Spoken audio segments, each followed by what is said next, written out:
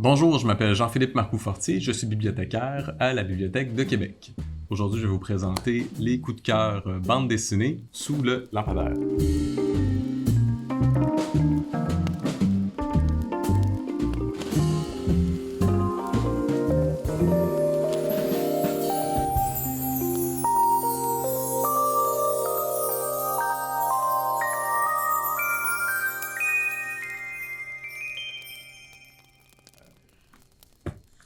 Premier album, Mary Jane, d'un scénario de Franck Legal et d'un dessin de Damien Cuvillier chez Futuropolis. C'est l'histoire de Mary Jane Kelly, qui est la 5e et dernière victime de Jack l'Éventreur, le célèbre tueur de la fin du 19e siècle à Londres. Donc ce n'est pas une histoire de Jack l'Éventreur, c'est bel et bien celle de Mary Jane Kelly, qui était une femme d'une condition modeste, mais qui venait d'une bonne famille du Pays de Galles, en fait, et qui, en raison de coups du sort successifs, s'est retrouvée prostituée à Londres.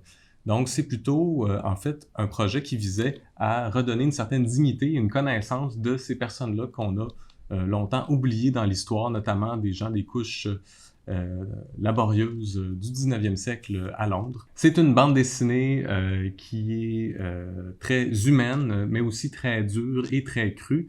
Par contre, vraiment intéressante puisqu'on redonne une voix à notamment cette femme qui a été complètement oubliée dans l'histoire.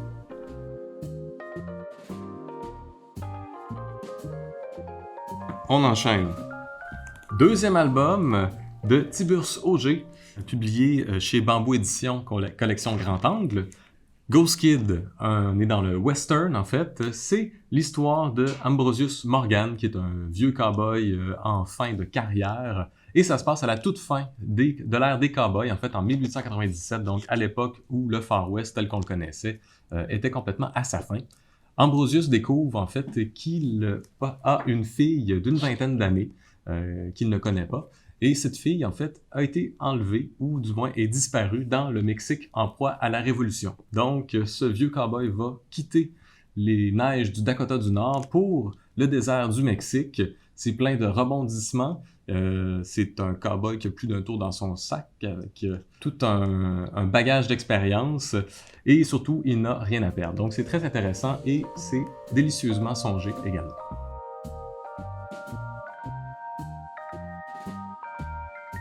Une autre suggestion, non pas une bande dessinée, mais plutôt un essai sur la bande dessinée québécoise, l'art de la bande dessinée actuelle au Québec, de Mira Falardeau, aux presses de l'Université Laval.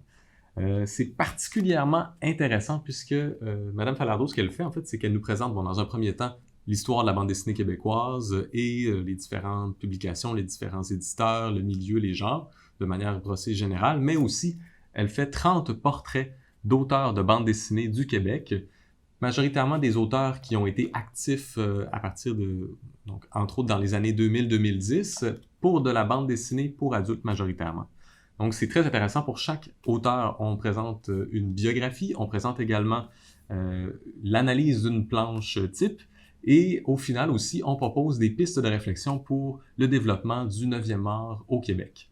Donc c'est particulièrement instructif et ça montre ce qu'il se fait de mieux au Québec actuellement.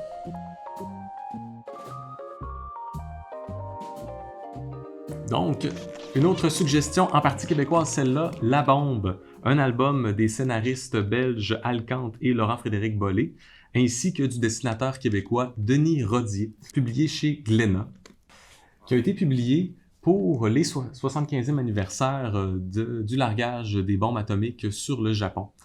Ça a été vraiment un coup de force de réaliser cet album-là, qui est particulièrement long, au-dessus de 400 pages. C'est aussi un album qui est un défi de par son importance, mais aussi parce qu'il est particulièrement fouillé et il nous présente en fait toutes les étapes qui ont permis de réaliser les premières bombes atomiques au cours de la Première Guerre mondiale. Ça nous montre tout ce qu'il y a eu d'énergie, de cerveau, de moyens qui ont été investis, mais aussi de questionnements. C'est un livre aussi qui est douloureusement humain, parce qu'il y a énormément de questionnements éthiques dans ça, et qui nous montre aussi les résultats qui ont créé en partie le monde dans lequel on vit aujourd'hui, en partir de l'ère atomique. C'est probablement un des meilleurs livres de bande dessinée qui a été publié cette année en 2020, et donc c'est un incontournable à découvrir.